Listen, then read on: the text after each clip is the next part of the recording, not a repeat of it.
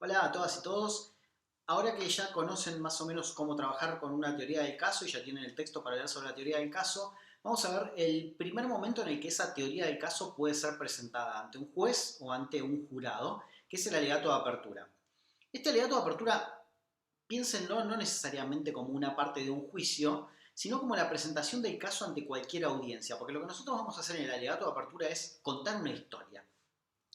Y justamente a partir del contado de una historia es donde se van a notar las diferencias entre mi postura y la postura de la contraparte, ya sea que yo soy fiscal o soy defensor, o soy actor o soy demandado, o soy querellante, depende del foro en el que sea. En esta historia es donde se van a notar las diferencias. O sea, yo quiero con mi historia plantear un punto de vista y explicarle a la persona que tengo que convencer, ya sea que sea un juez o una jueza o un jurado, explicarle a esa persona que la historia que yo estoy contando tiene sentido, que es una historia creíble y que además tengo pruebas para sostenerla. Entonces, que al momento de tomar la decisión necesitan confiar en mí y creer mi historia para darme la razón a mí y a la persona que yo esté defendiendo. Entonces, entendamos esto como contar una historia. Y al momento de contar una historia, como toda historia que se cuenta, hay que tener en cuenta cuáles son las instancias de esa historia. Y una historia está dividida en una introducción, un nudo y un desenlace o un final. Entonces, lo que vamos a tener que aprender a hacer es decidir qué poner en cada lugar. Pero antes de enfocarnos en eso, de qué poner en cada lugar, vamos a ir a algunos puntos esenciales para tener en cuenta. Recuerden que la teoría del caso está conformada por hechos y que esos hechos están sostenidos con pruebas. Lo primero que hay que tener en cuenta es que nos tenemos que despojar, porque esto es un sistema acusatorio y adversarial, nos tenemos que despojar de la idea de que el juez o la jueza o el jurado que va a tomar la decisión conoce algo sobre el caso. Cuando nosotros presentamos el caso, es el primer contacto que van a tener con el caso, con lo cual nosotros no podemos dar nada por supuesto. Pero tampoco tenemos que hacer algo demasiado extenso. Entonces tenemos que elegir qué es lo que vamos a contar. Y la mejor forma de hacerlo es a través de un lenguaje simple. ¿Sí? Hay que despojarse de categorías jurídicas, esto ya lo vimos con la construcción de la teoría del caso. No vamos a hablar de sustrajo a, sino de le sacó un arma y le robó, o le sacó un arma, le pidió que le dé la cartera, le agarró la cartera y salió corriendo. O sea, tratar de construir esas categorías jurídicas y traducirlas en hechos. ¿Qué fue lo que pasó? Y esos hechos contarlos con palabras simples. El uso de las palabras simples nos va a ayudar en dos situaciones diferentes. La primera situación es que nos va a ayudar a no tener que pensar cómo decimos lo que decimos. O sea, nosotros en un momento de presentación de un caso, por mucha experiencia que tengamos, es muy probable que estemos nerviosos. De hecho, yo siempre digo, esos nervios antes de empezar una audiencia, de empezar una clase, incluso me ocurren antes de grabar un video, son un poco lo que me da ganas de vivir y ganas de seguir.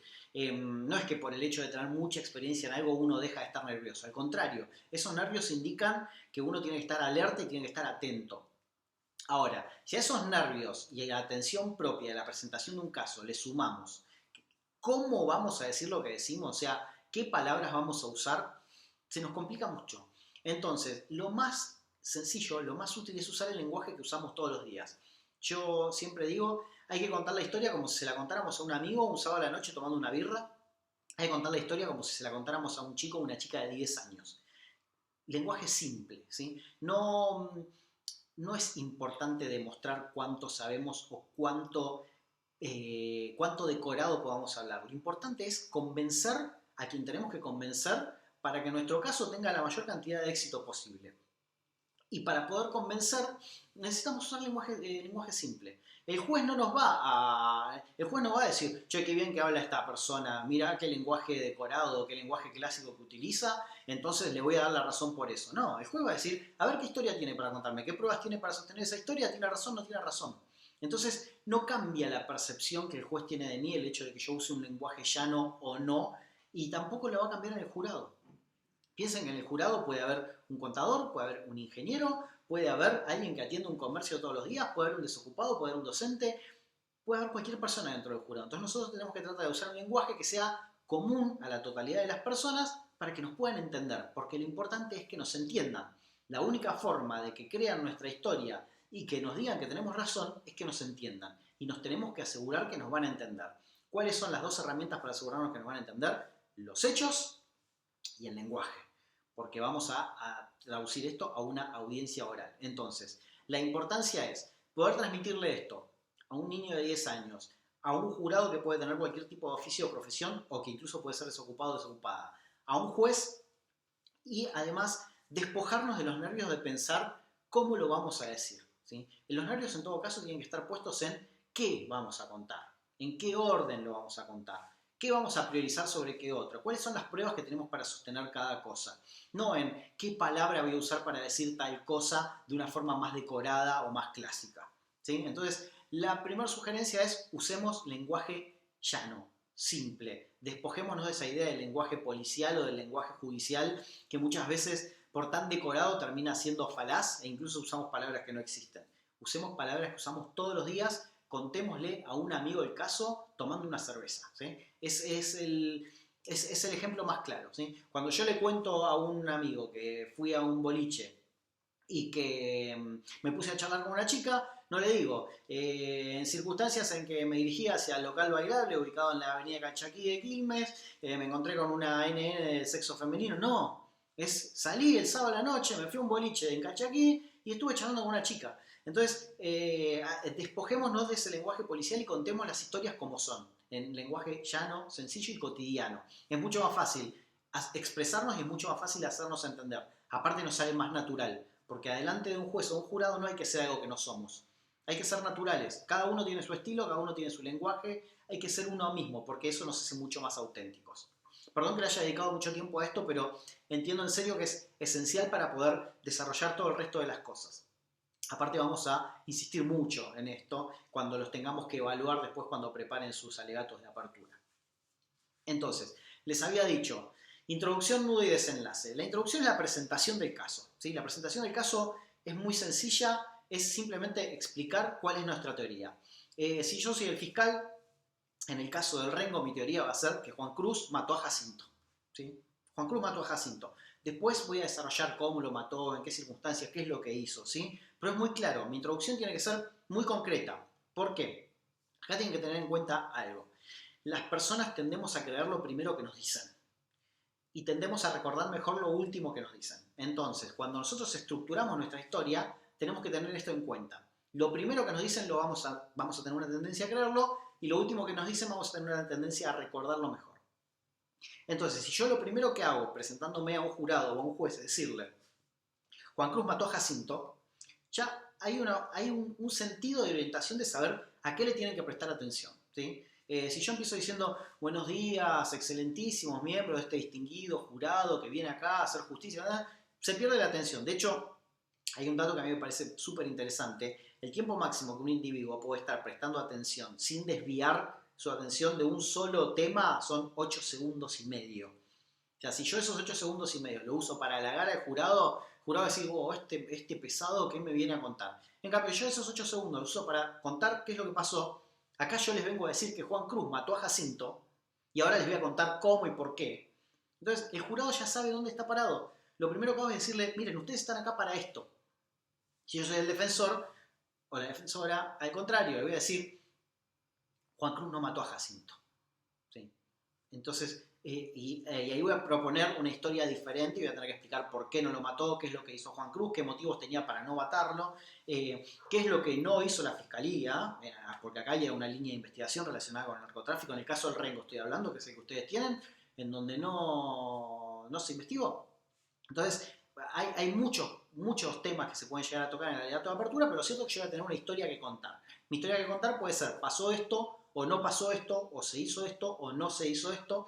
Eso es una decisión personal, ¿sí? De hecho, el caso que ustedes tienen no tiene una sola teoría del caso probable, tiene muchas. Entonces, el ejercicio que ustedes tienen que hacer es pensar cuál es la teoría que a ustedes más los satisface y cómo la van a sustentar con las pruebas que tienen ahí. Entonces, en la introducción presentamos el caso. Hay dos herramientas que a los americanos les gusta mucho usar en la presentación de los casos. Acá en Argentina no está tan desarrollado. Depende del caso y depende de la forma que tengamos de manejarlo, puede o no ser útil. Esas dos herramientas son el uso de un lema y el uso de ternas. El uso de un lema es usar alguna frase conocida que pueda llegar a tener vinculación con el caso, pero no hay que forzarlo. Si surge y existe, se usa.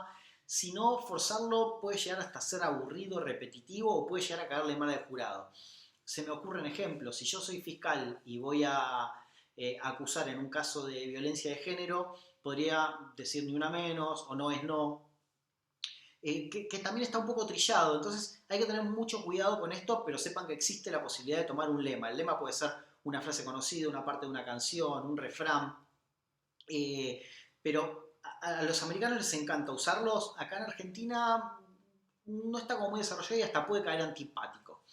Y el tema de las ternas, o sea, los grupos de tres cosas, nos ayudan mucho a retener ideas. Si yo les digo Padre, Hijo, Espíritu Santo, ustedes saben inmediatamente de qué estoy hablando. Si yo les digo Xavi, Iniesta, Messi, saben inmediatamente de lo que estoy hablando. Si yo les digo sexo, drogas, rock and roll, saben inmediatamente de lo que estoy hablando. Nos manejamos con ternas que dan un mensaje que va más allá de eso. O sea, nombrando tres palabras o tres cosas o una secuencia de tres, eso me da una idea general de algo muy distinto de las tres palabras. Entonces, simplemente con decir esas tres palabras ya te haces una imagen mental de lo que estoy generando. Cuando logramos tener una agrupación de tres palabras o de tres ideas, eso hace que se fije mucho mejor en la mente lo que yo estoy diciendo.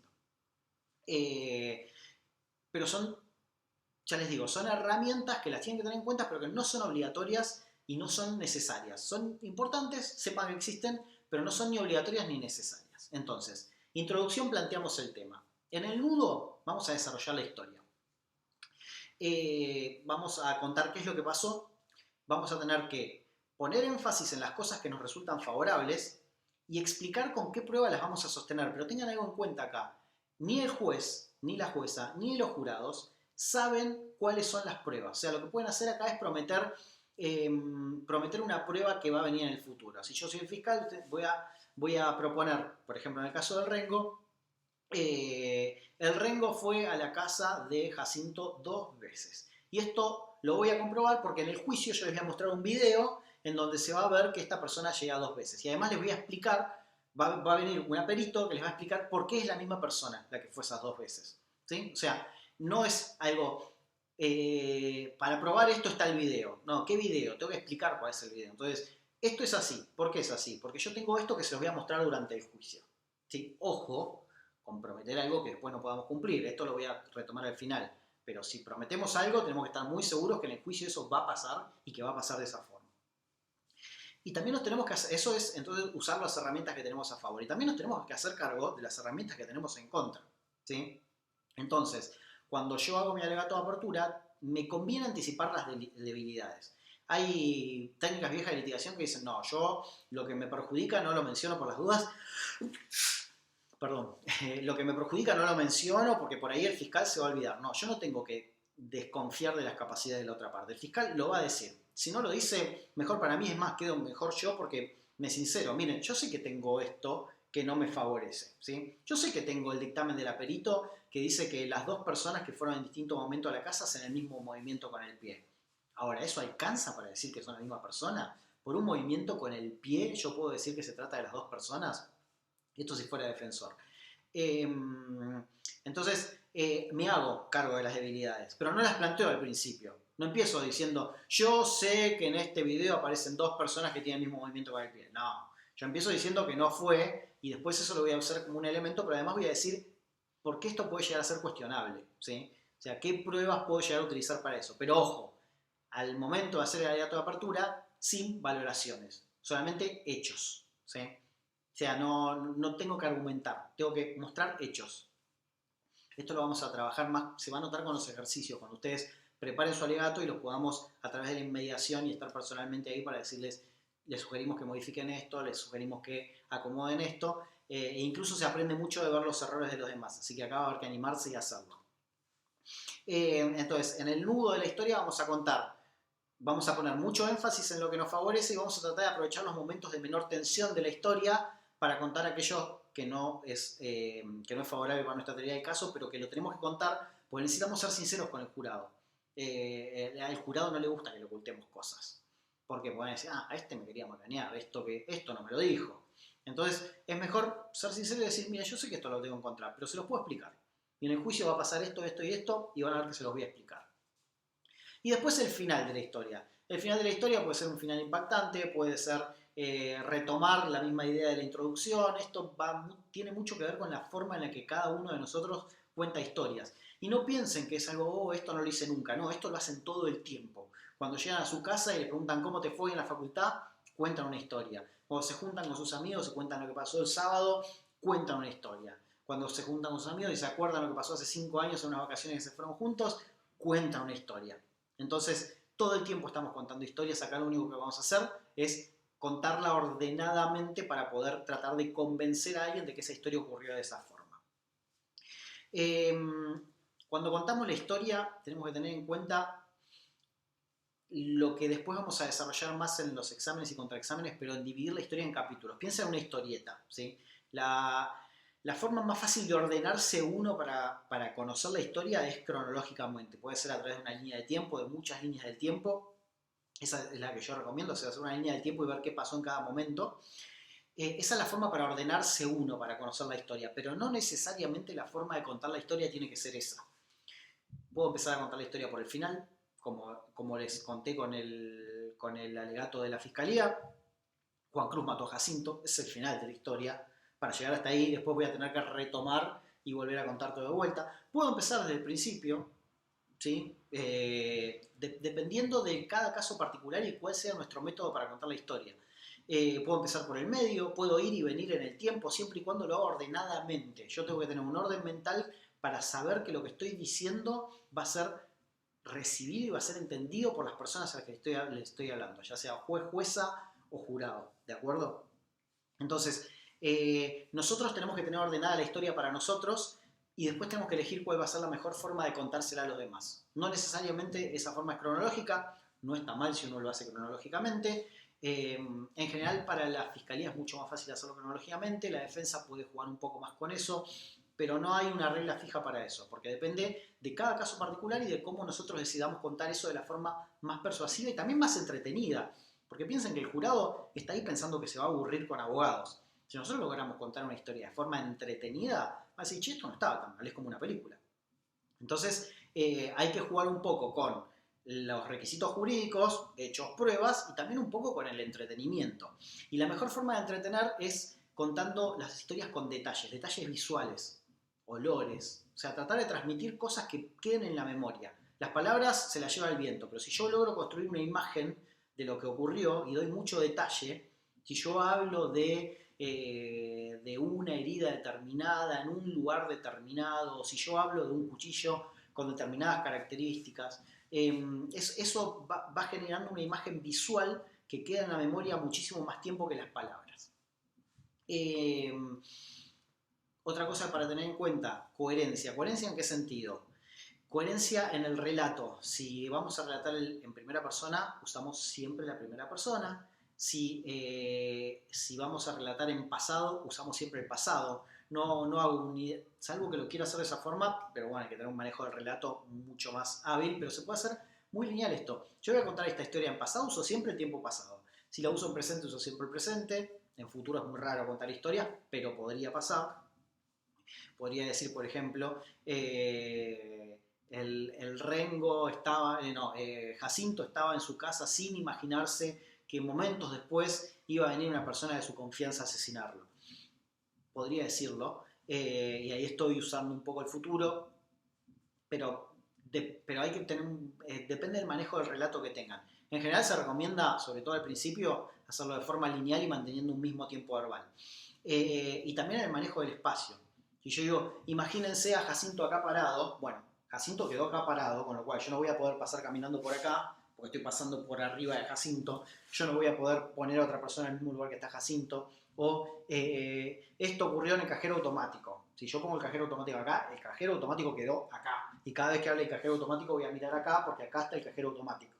Entonces, tratar de manejar los espacios, el tiempo y las personas. O sea, si es en primera persona, tercera persona, tratar de mantener esa coherencia en el discurso.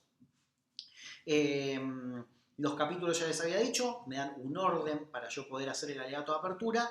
Y lo último que les voy a decir es qué es lo que no podemos hacer, más allá de que ya se los dije. No podemos argumentar. ¿Sí? O sea, yo no puedo decir que algo era lindo o era feo, lo tengo que describir. No puedo decir que algo era bueno o que era malo, lo tengo que describir con hechos que después van a ser sustentados con pruebas. Puedo adelantar, ya se los dije, en el juicio se va a producir tal prueba, ¿sí? Para probar este hecho. Eso lo puedo decir siempre y cuando yo esté seguro que en el juicio vaya a pasar, porque ese es el otro que no se puede. No se puede prometer algo que yo no pueda cumplir. Bien, entonces no argumentamos, no usamos adjetivos, sino que usamos hechos, acciones con sustantivos. Es mucho más sencillo pensarlo de esa forma. Los adjetivos son argumentaciones, ¿sí? Y no trato de justificar, porque lo que persuade no es la justificación, sino los hechos. Si yo tengo un hecho y tengo una prueba para sostener ese hecho, es mucho más persuasivo que cualquier valoración que yo pueda hacer de ese hecho. Entonces, agarren el caso, lean el caso, les vamos a dejar algunos ejercicios adicionales además y empiecen a pensar cómo contar la historia en forma breve. No tenemos que aburrir, ¿sí? Si aburrimos, la gente empieza a pensar, ¿qué hago acá? Tendría que estar cocinando, tengo hambre, tengo sed, tengo sueño, me estoy quedando dormido. Breve, conciso, concreto. Obviamente depende de cada caso, no es lo mismo hacer un alegato de apertura para un caso, para un juicio que va a durar 10 meses que para un juicio que va a durar un día. Pero ni para una audiencia de apelación de prisión preventiva en cámara que para un juicio oral. Piensen en tratar de sintetizarlo todo lo que se pueda. No hay que decir todo, hay que decir lo importante, ¿sí? ¿Para qué? Para orientar a las partes, al jurado, a los jueces, a mi contraparte, a qué es lo que yo quiero probar en esta audiencia, en este juicio, ¿sí? Entonces, una vez que están orientados, que yo conté los elementos de la historia y cuáles son las pruebas que sostienen esos elementos, todos sabemos qué estamos haciendo ahí y para qué estamos ahí. Tengan en cuenta que hay estadísticas que se han hecho en Estados Unidos, acá todavía no las tenemos desarrolladas, que indican que en el 80% de los casos los jurados deciden el caso después del alegato de apertura. Pero eso solamente se respeta si las partes cumplen lo que prometieron. O sea, cuando yo cuento la historia, si es una historia creíble y le llega al jurado, el jurado ya hace una idea de decir, ¿le creo al fiscal o le creo a la defensa? Ahora, solamente van a mantener esa idea y después van a pronunciar un veredicto de acuerdo con esa historia si la persona que les contó la historia cumple lo que prometió durante el juicio. Tengan esto en cuenta porque va a ser muy importante para el desarrollo de su propio alegato. Cuando nos volvamos a ver, que espero que sea pronto, les vamos a pedir que expongan sus alegatos adelante nuestro y les vamos a ir haciendo sugerencias, correcciones y nos vamos a aplaudir entre todos y todas para festejar nuestro trabajo porque somos conscientes del esfuerzo que están haciendo en este momento difícil de encierro, de compartir con las familias y de poder hacer esto en sus casas, que claramente no es el mismo ámbito que la universidad. Pero sigamos adelante, que ya vamos a volver a vernos. Hasta el próximo video.